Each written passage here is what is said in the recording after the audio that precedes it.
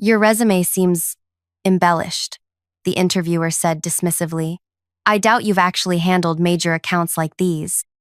My chest tightened as 15 years of hard work were brushed aside with a single sentence. The weight of my dwindling bank account pressed down as I sat straighter. Every achievement listed is genuine, I said quietly. The market expansion strategy I developed. Anyone can write numbers on paper. The interviewer cut me off with a thin smile. Without backing from a prestigious firm, these claims are questionable at best. 8 months ago, I was directing projects across 5 countries until new ownership pushed out experienced women for their inner circle. Now, I was on my 73rd interview, facing the same wall of doubt. The interviewer tapped my resume with a pen. This client portfolio seems particularly far-fetched. The side door swung open. A person in an expensive suit walked in, stopped mid-stride, and stared at me. "It's you," they exclaimed with genuine warmth. "The miracle worker who saved us last year. When every consultant said our product line was doomed, your strategy completely turned things around." The interviewer's mouth opened slightly. "That's precisely why I'm here today," the client continued. "We want to triple our investment with your firm. Is she joining your team? Because that would seal the deal immediately." Before I continue this incredible story, I need you to know something. Have you ever been underestimated? Ever had someone look at you and decide your worth before you even spoke? If you felt that burn of injustice, you'll want to stay until the very end, because what happens next changed not just my life, but an entire industry. My name is Aviva Renault. At 42, I had built my career in international market strategy from nothing. Growing up in a small Midwestern town where girls were expected to marry young and stay close to home, I'd defied expectations by working 3 jobs to put myself through business school. My analytical mind, combined with genuine empathy for consumer needs, had become my professional signature. I'd cultivated the ability to see patterns others missed and translate those insights into profitable strategies. But sitting in that interview room at TGR Advisory, none of that seemed to matter to Philomena Oswald, the chief talent officer whose pencil-thin eyebrows had remained raised throughout our entire conversation. After the client, Elias Bowen, CEO of one of North America's fastest-growing consumer goods companies, left the room, Philomena's entire demeanor transformed. Her rigid posture softened. The critical edge in her voice disappeared. "Well, this is certainly unexpected," she said, adjusting her glasses. "Elias is notoriously difficult to impress. Tell me more about how you worked with his company." I took a measured breath. I designed their Southeast Asian market entry strategy last year. Their previous consultants had recommended against expansion, citing cultural barriers. But I identified specific regional opportunities they'd overlooked. Philomena nodded enthusiastically, as if she hadn't spent the previous 20 minutes questioning my capabilities. Fascinating. And the results? 37% growth in their first 2 quarters, outperforming initial projections by double digits. "Impressive," she said, scribbling notes. "We should accelerate your application. In fact, given your experience, we might consider you for our senior director position. The compensation would be quite generous." The whiplash from contempt to courtship gave me emotional vertigo. Just moments ago, she had practically called me a liar. "The position requires someone who commands respect," she continued, oblivious to the irony. "Someone with gravitas." I watched her rewrite our shared reality in real time. The dismissive interviewer was gone. In her place sat an enthusiastic advocate who'd recognized my potential immediately. As she outlined next steps, my mind drifted back to 8 months earlier. I'd been executive strategy director at Crest Innovations when a venture capital firm acquired us. The new CEO, Preston, had called me to his office on a Tuesday morning. "Aviva, your track record is stellar," he'd said while examining his cuticles. "But we're implementing a more aggressive growth model requiring different leadership chemistry." Translation: the boys' club was closing ranks. Within 6 weeks, all 5 female directors were replaced by men from Preston's network. Most had less experience, but the right energy for the new vision. My severance package was generous, designed to prevent lawsuits rather than honor contribution. At first, I'd been confident. With my experience and results, Finding a new position seemed inevitable. But 73 interviews later, I'd encountered countless versions of Philomena, people who couldn't reconcile my achievements with their perception of who should have achieved them. We could have an offer prepared by tomorrow, Philomena was saying now. I'll just need to confer with the executive team, but after Elias's endorsement, it's practically a formality. I looked at her, noting how her earlier contempt had vanished completely. That's quite a shift in perspective, I said carefully. She laughed lightly. Well, Elias is our highest billing client. His opinion carries significant weight. And my extensive experience didn't? Her smile faltered. I hope you understand that we have to be thorough in our vetting process. Many candidates exaggerate their thoughts. You weren't being thorough, I interrupted quietly. You decided I was unqualified the moment I walked in.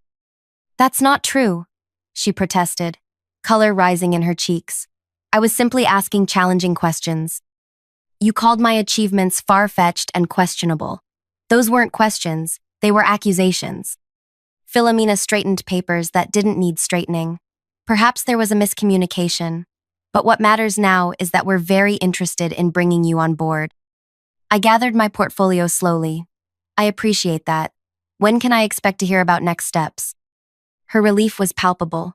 I'll call you personally by tomorrow afternoon. As promised, Philomena called the next day with an offer significantly above the advertised salary range. I requested the weekend to consider it, which she granted enthusiastically. That weekend changed everything. Saturday morning, I sat at my kitchen counter staring at the offer letter. The compensation would solve my immediate financial concerns, but something felt wrong.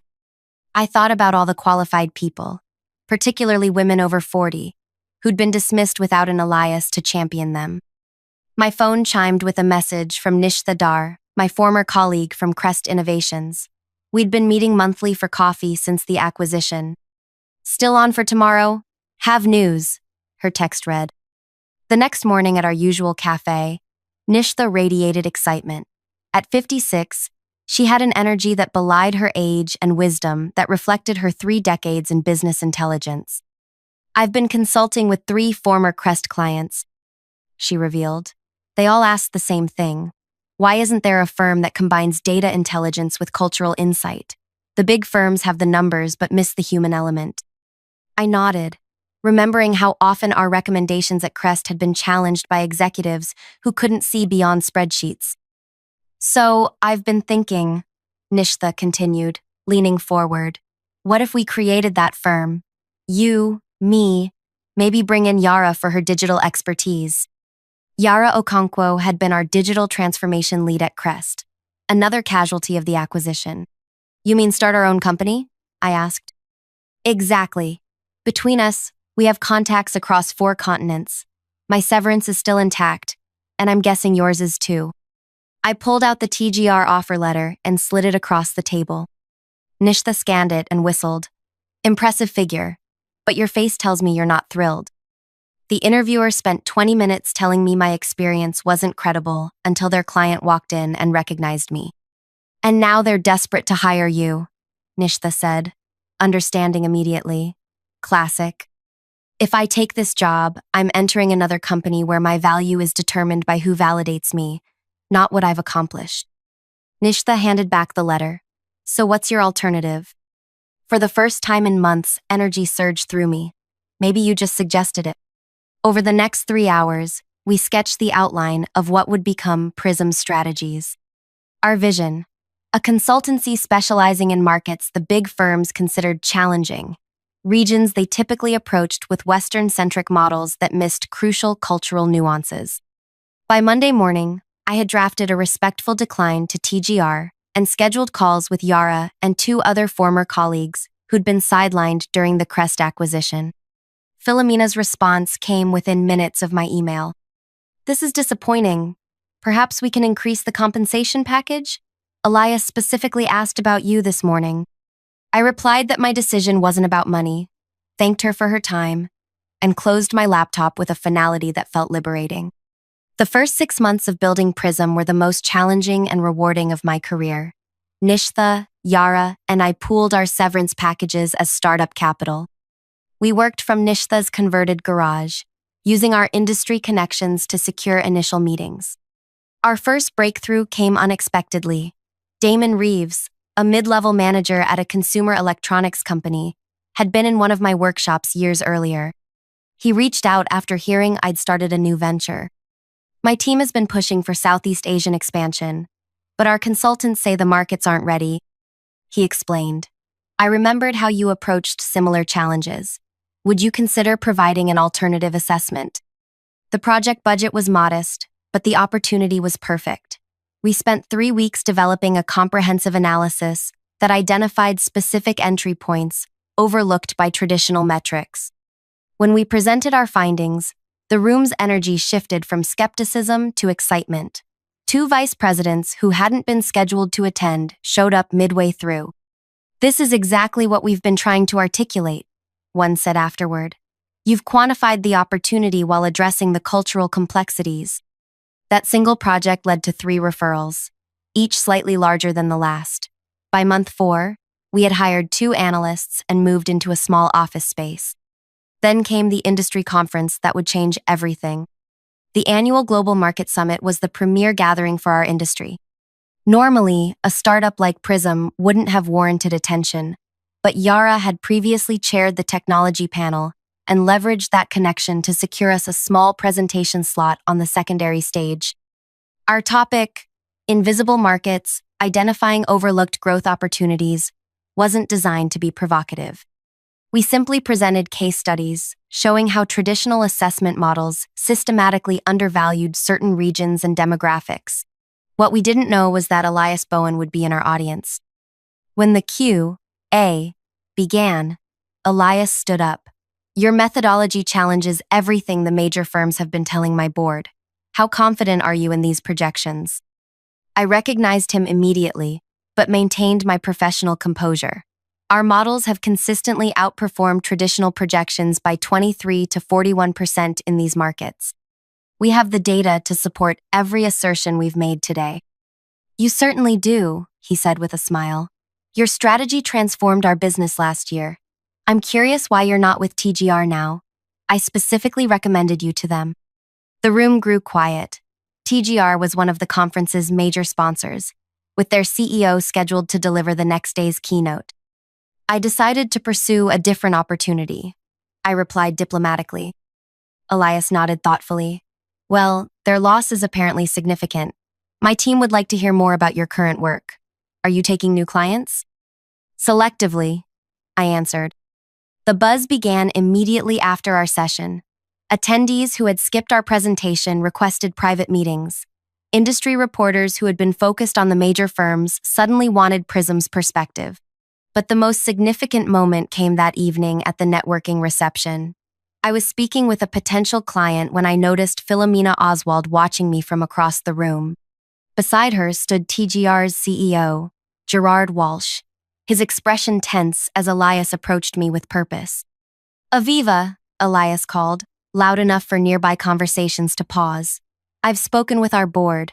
We want to transition our entire APAC strategy work to Prism. Philomena's face drained of color. That's a substantial portfolio, I said, aware of the attention we were attracting.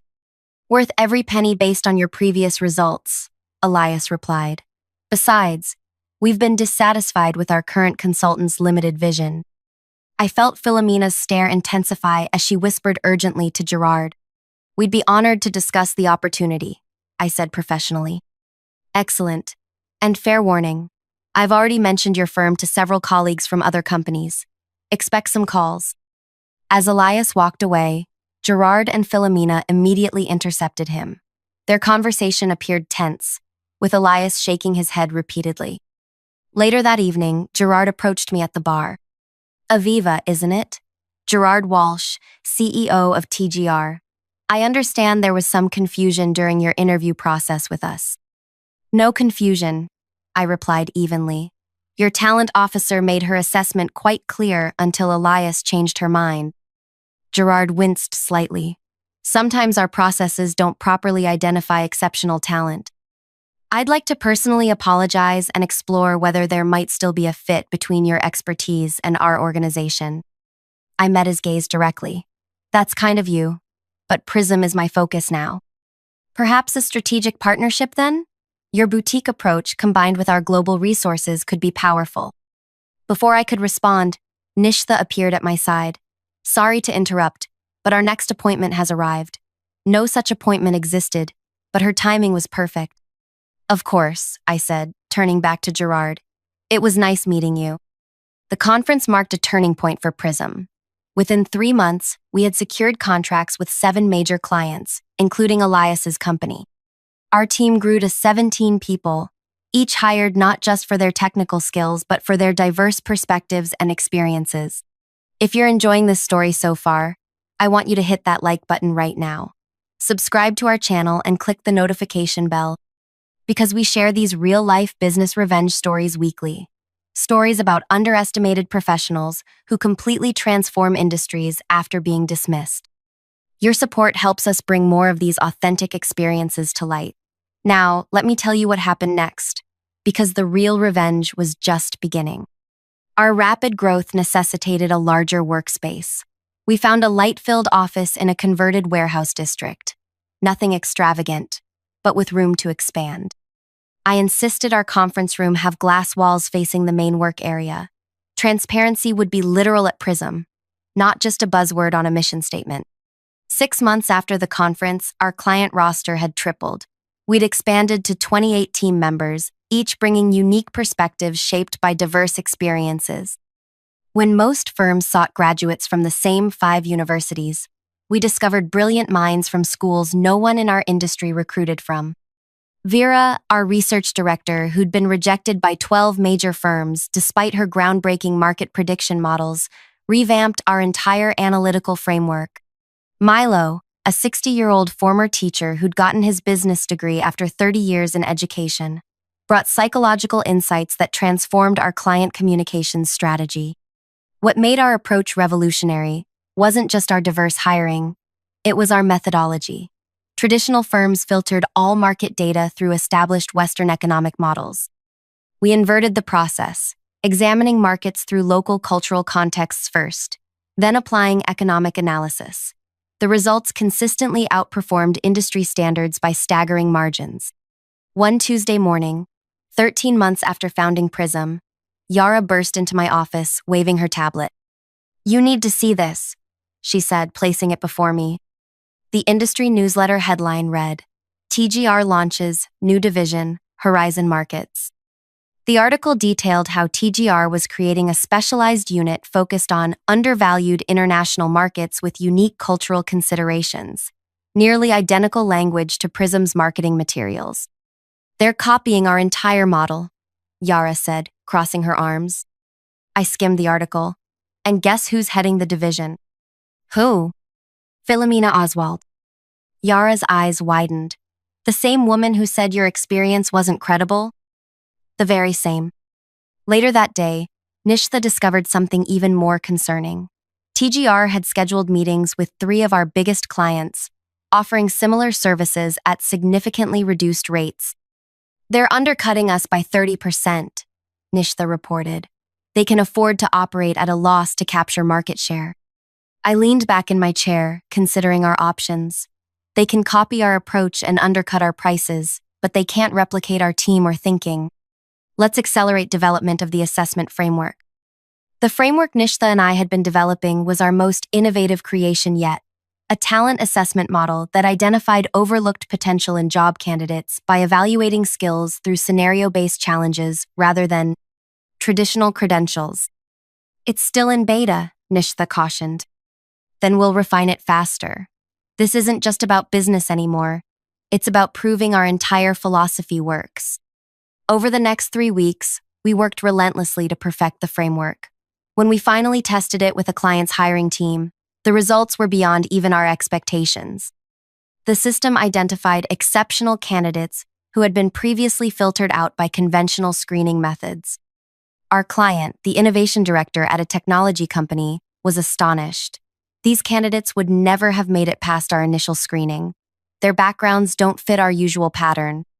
"That's precisely the point," I explained. "Excellence doesn't follow a single pattern." Word spread quickly. While TGR focused on copying our market analysis approach, we shifted the conversation entirely. Instead of just helping companies find overlooked markets, we now help them find overlooked talent to develop those markets. 2 months later, we received an unexpected email from Darian Winters, TGR's Director of Client Services, requesting a meeting. Curious about their intentions, I agreed. Darian arrived precisely on time, impeccably dressed and visibly uncomfortable. After brief pleasantries, he got straight to the point. TGR would like to discuss the possibility of acquiring Prism strategies, he said. Our board believes there could be significant synergies between our organizations. I kept my expression neutral despite my surprise. That's an interesting proposition. May I ask what prompted this interest? Your growth has been remarkable, he replied carefully. Your methodologies, particularly your talent assessment framework, have generated considerable attention in the industry. The same methodologies TGR is currently attempting to duplicate? He shifted in his seat. There may have been some parallel development, but our leadership recognizes that your team has a unique approach that would be valuable to our organization. I see. And who proposed this acquisition? It was a board-level decision, he said, avoiding my gaze. Gerard Walsh is personally interested in discussing terms with you. I nodded slowly. Please tell Gerard I'm open to a conversation. However, I'd like the initial meeting to include whoever will be overseeing integration, should an acquisition move forward. That would be Philomena Oswald, Darian said. She's now our Executive Vice President of Strategy and Integration. I smiled. Perfect. Please set up the meeting at your earliest convenience. After Darian left, Yara and Nishtha peppered me with questions. Are you actually considering selling to them?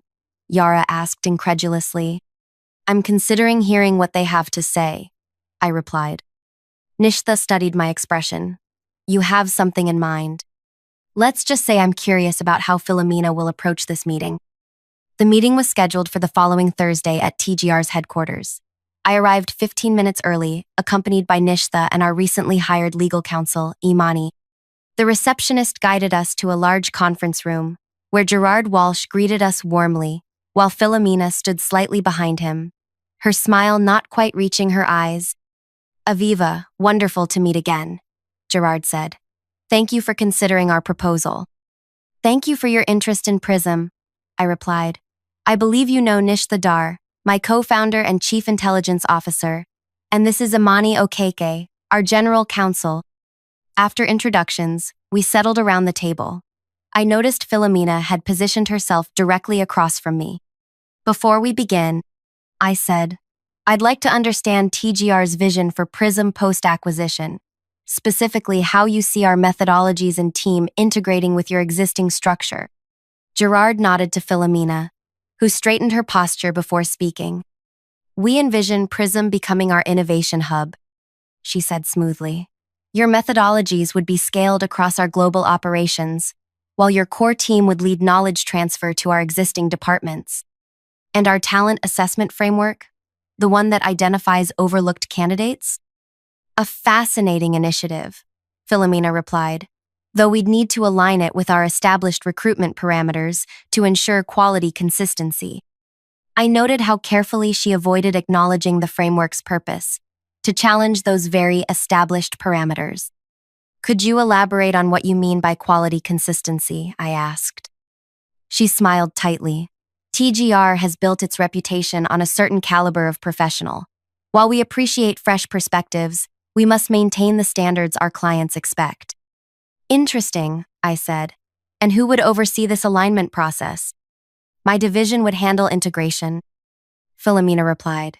We'd work closely with your team during transition, though ultimately all hiring decisions would follow TGR's established protocols. Gerard jumped in. We're prepared to make a very generous offer, Aviva.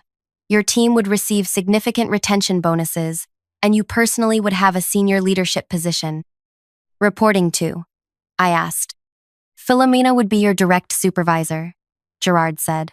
As EVP of Strategy and Integration, she oversees all specialized divisions. I nodded thoughtfully. Thank you for clarifying. Before discussing numbers, I'd like to share something with you. I opened my laptop and turned it toward them. This is a time-lapse visualization of market performance for clients who've implemented our recommendations over the past 18 months compared to industry averages. The animation showed dramatic outperformance across multiple sectors and regions. Both Gerard and Philomena leaned forward, their expressions revealing genuine surprise at the magnitude of the differences. These results aren't just marginally better, I continued.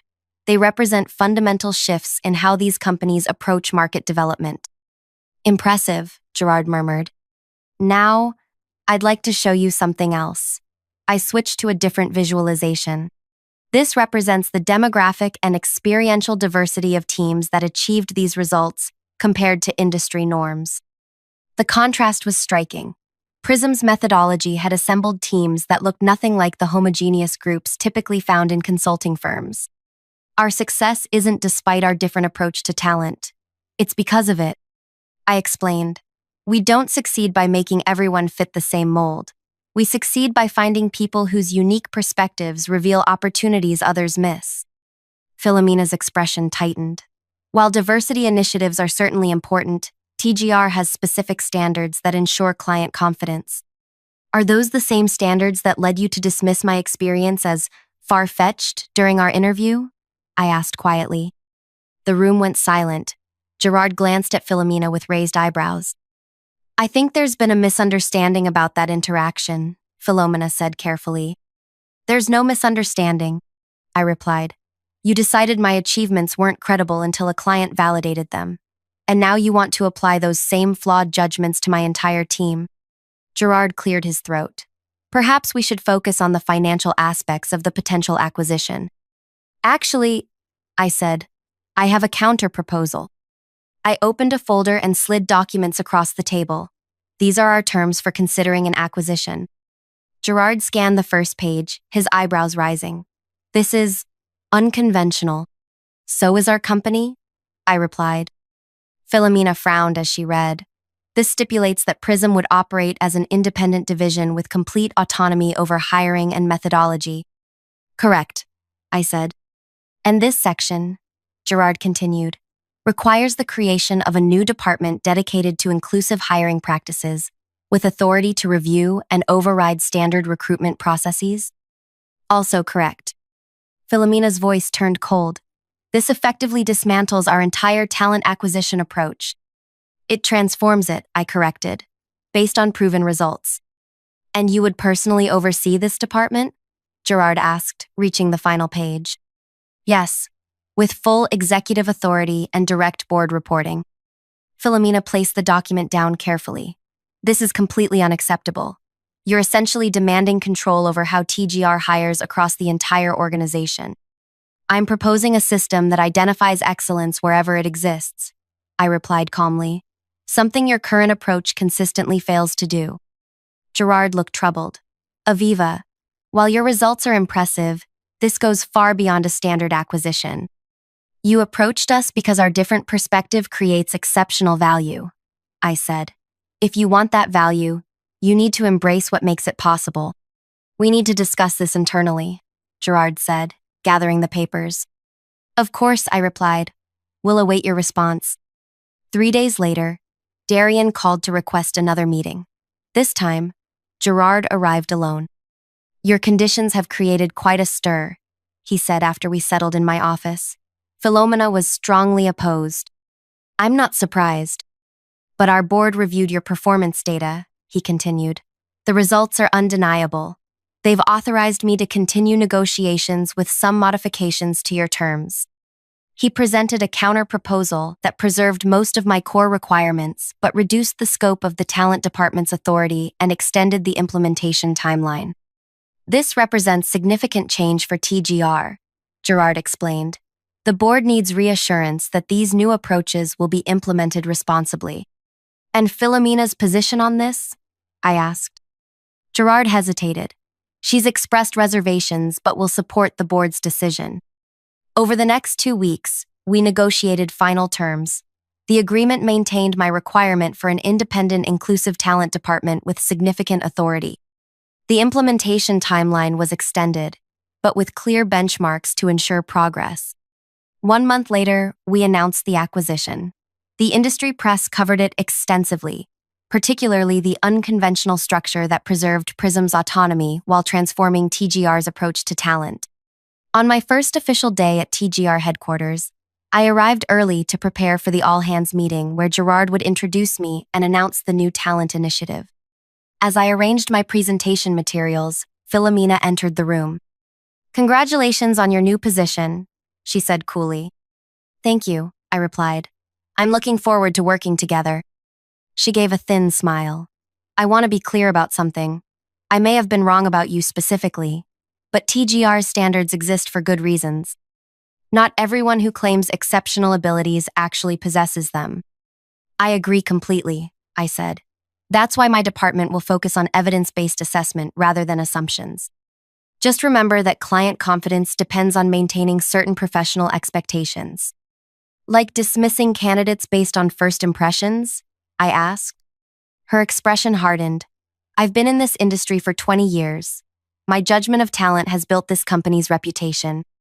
"Then you'll appreciate that good systems improve with new data," I replied. "The data shows your judgment has missed extraordinary talent. My job is to fix that gap. We'll see how the board feels after 6 months of your experiments." "They're not experiments," I corrected her. "They're proven methodologies. But you're right about one thing. The results will speak for themselves." As executives and staff filled the auditorium an hour later, I stood beside Gerard at the side of the stage. Philomena sat in the front row, her expression carefully neutral. Gerard's introduction was brief but enthusiastic. When I took the podium, I surveyed the room of nearly 300 employees, noting their varying expressions from curiosity to skepticism. "Many of you are wondering why TGR acquired Prism," I began, "and why a company our size would demand such unconventional terms. The answer is simple: because excellence doesn't always look like what we expect." I advanced to my first slide, showing the same performance data I'd shared with Gerard and Philomena. These results weren't achieved by following traditional methods. They came from questioning assumptions about which markets matter, which strategies work, and most importantly, which people have valuable insights. I clicked to the next slide, showing side-by-side comparisons of traditional recruitment profiles versus the diverse backgrounds of Prism's top performers. The talent acquisition initiative I'll be leading isn't about lowering standards. It's about recognizing that we've been measuring the wrong things. We've confused credentials with capability, pedigree with potential. From the front row, Philomena watched with a tight expression. In the coming months, every hiring manager will learn new assessment techniques that identify excellence in unexpected places. Every rejection will require specific, evidence-based documentation explaining why the candidate couldn't perform the actual job functions. I paused, making eye contact with various people throughout the room. "Some of you may be uncomfortable with this change. That's natural. But I'm not here to replace TGR's culture with Prism's. I'm here to help this company recognize talent it's been programmed to overlook, talent that will drive unprecedented growth." As the presentation concluded and applause filled the room, I noticed Philomena slip out a side door. Our confrontation was far from over, but the transformation had officially begun. The following weeks brought expected resistance. Several senior managers complained that the new assessment requirements were burdensome and unnecessary. Philomena quietly supported their objections in management meetings. But everything changed 6 weeks later when our first cohort of new hires, all selected through the Inclusive Talent Framework, completed their initial projects. Their results outperformed traditional hires by measurable margins across every department. At the quarterly board meeting, I presented these outcomes alongside projections for continued improvement. The data was unambiguous. Identifying overlooked talent wasn't just morally right. It created competitive advantage. After my presentation, one board member turned to Philomena.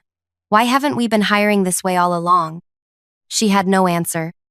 3 months after that, TGR's client satisfaction scores reached their highest levels in company history. Our new approach to talent had transformed not just who we hired, but how we served clients. The most satisfying moment came 1 year after the acquisition. I was working late when Philomena appeared in my office doorway. Do you have a minute? She asked, her usual confidence noticeably absent. Of course, I replied, gesturing to a chair. She sat down carefully. The Eastern Europe expansion project. The team you assembled, they identified opportunities no one else saw. They did excellent work. I agreed. One of the analysts, Teresa. I rejected her application twice before your system flagged her potential. Philomena paused. She's brilliant. Yes, she is. Philomena looked down at her hands. I've been reviewing all the candidates I rejected over the past 5 years who were later hired through your department. The pattern is disturbing. In what way? I consistently dismissed people who didn't fit a certain profile, regardless of their capabilities. She met my eyes directly, including you. I waited, letting her continue. I need to ask you something, she said. When you proposed this acquisition, was it always about changing how we identify talent? Was that your actual goal? I considered my answer carefully. When you dismissed my experience that day, you weren't just rejecting me. You were reinforcing a system that consistently overlooks certain kinds of excellence. My goal wasn't to become your boss or prove you wrong. It was to ensure that system couldn't keep hurting people with valuable contributions to make. Philomena nodded slowly. I've requested a transfer to lead our Asia-Pacific division, she said. Before I go, I wanted you to know that I understand now what you were trying to accomplish. As she stood to leave, I said, Philomena? She turned. Excellence comes in many forms, including the ability to recognize when our judgment needs recalibration. A small smile touched her lips. Perhaps that's the most important skill of all. 2 years after founding Prism, what began as my personal quest for validation had transformed an entire industry. TGR's inclusive talent approach became the new standard, with competitors scrambling to replicate our results. The consulting world, long dominated by narrow definitions of excellence, was opening to voices and perspectives previously excluded. My revenge wasn't in humiliating Philomena or taking her position. It was in systematically dismantling the arbitrary barriers that let mediocre gatekeepers decide who deserves opportunity, ensuring they could never again dismiss someone like me. Have you ever been underestimated, only to prove everyone wrong? Share your experience in the comments below. Your story might inspire others facing similar challenges. And if you found value in this journey of transformation against all odds, please hit that like button and subscribe. Every week we bring you real stories of professional redemption that prove success is the best revenge. Hit the notification bell so you never miss an episode, and let us know what industry's gatekeepers need to be challenged next.